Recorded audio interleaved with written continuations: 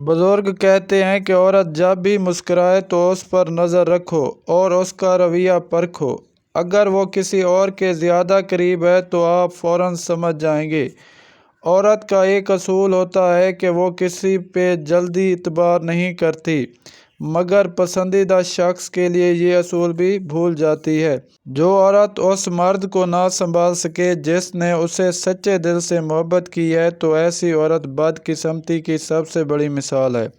مرد ایسی عورت سے بے پناہ محبت کرتا ہے جو عورت اسے رات کو خوش اخلاقی سے پیش آئے۔ جب مرد اپنے دن بھر کے کام سے تھکا ہارا گھر واپس لوٹتا ہے، ہونٹوں سے مرد کی قسمت کی پہچان۔ جس مرد کے ہونٹ پتلے ہوں وہ عزت پائے گا، جس مرد کے ہونٹ موٹے ہوں دولت پائے گا۔ جس عورت میں یہ دو نشانیاں ہوں تو سمجھ جائیں وہ عورت بہت محبت کرنے والی ہے، ایک پردہ کرنے والی اور نرم دل۔ عورت میں پہلے محبت پیدا ہوتی ہے پھر خواہش، مرد میں پہلے خواہش پیدا ہوتی ہے پھر محبت۔